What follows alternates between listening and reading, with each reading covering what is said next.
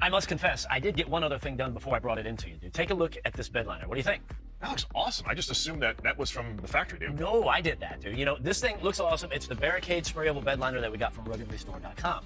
And, you know, whenever you're doing a project like this, the first thing is you got to get it good and clean, right? And then you scuff the entire surface. Then you hit it with like a wax and grease remover to get that surface ready. Tape everything off, and you're ready to go. But unlike a lot of other products on the market, the Barricade is nice because you don't have to mix anything. You don't have to add any solvents or any activators. All you have to add is the spray gun into the container and start spraying. That is awesome. I have to imagine it's super easy to use. I mean, this is not a knock, dude, but it looks professional. Yeah. And you're usually not that good with a spray gun. I don't know if it would just kill you to give me a compliment every now and then. I am giving you a compliment. I'm saying it's so good, I can't believe you did it. It does look awesome. Take the compliment and run. I will. Now we got another item too from ruggedrestore.com, and that is the Trim Renew, because a lot of these vehicles have a lot of black plastic.